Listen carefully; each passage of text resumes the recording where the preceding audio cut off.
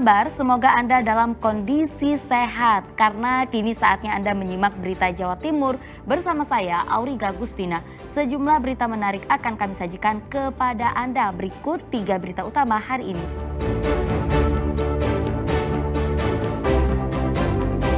Diduga sopirnya mengantuk, truk tangki LPG terguling di jalur nasional di Mojokerto.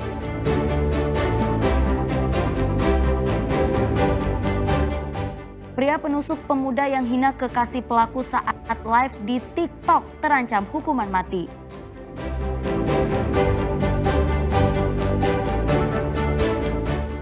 Momen Idul Adha, jasa pengasahan pisau di Kediri laris manis.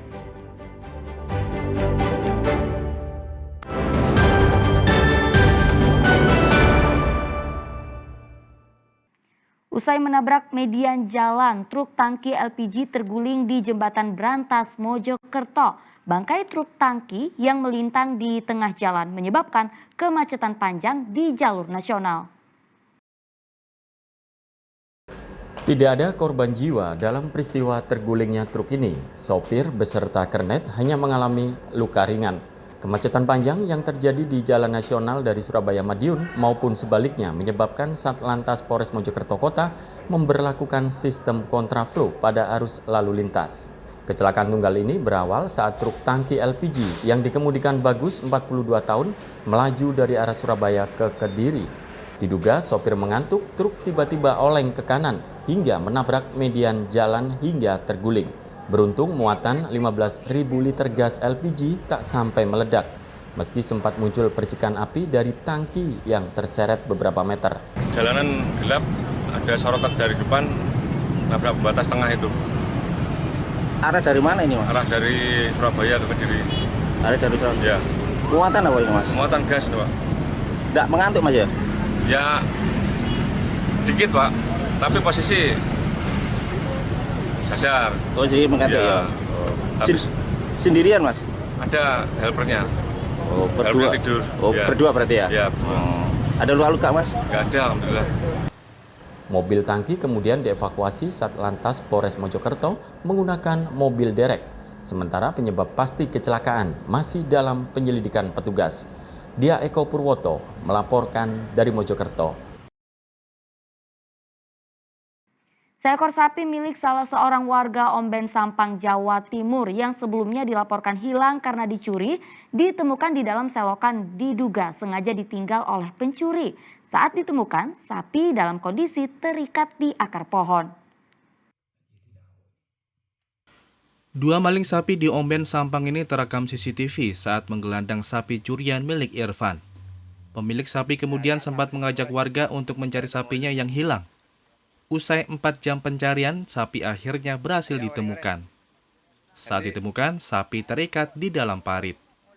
Diduga kedua maling ini takut terpergok warga saat menuntun sapi hasil curian hingga akhirnya meninggalkannya di selokan. Meski sudah ditemukan, pemilik tetap melaporkan upaya pencurian sapi miliknya ke Polres Sampang. Ya benar, korban telah melaporkan ke Polres Sampang. Dan Polres Sampang telah menerima laporan dari korban. Selanjutnya, tugas Reskrim Polsek Omben dan anggota Reskrim Polres Sampang melakukan penyelidikan. Untuk wilayah itu di mana? Wilayah Dusun Barat Sungai Napodaya, Omben, Kabupaten Sampang. Berapa ekor yang dicuri? Yang dicuri 1 ekor.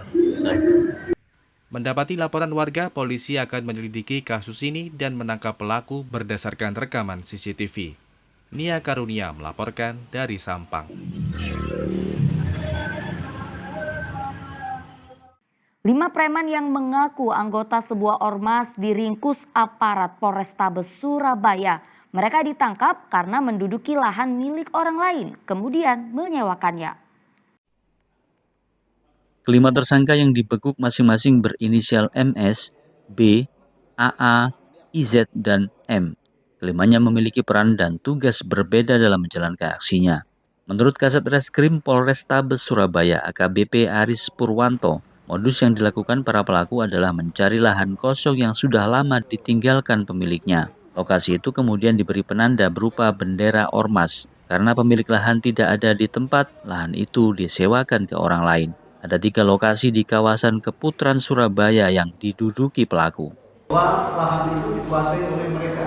Di sini ada tulisan FPMI, ya, ditempel di situ. Kemudian lahannya dikuasai dan juga tempat itu disewakan kepada beberapa orang, ya, untuk sebagai tempat kios jualan.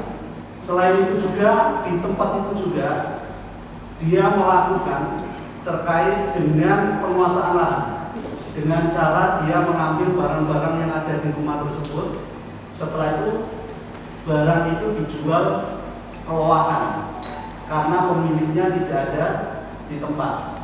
Kemudian satu tempat lagi dia tempati lahan itu, dia kuasai dengan memasang bendera itu, kemudian disewakan lagi kepada pihak-pihak penjual. Sementara itu, dari hasil penyelidikan polisi, ormas yang menaungi para pelaku ini tidak terdaftar resmi di Kanwil Kementerian Hukum Jawa Timur atau ilegal. Akibat perbuatannya, pelaku dikenakan pasal berlapis dan terancam dijerat hukuman 7 tahun penjara. Selamat Riyadi melaporkan dari Surabaya.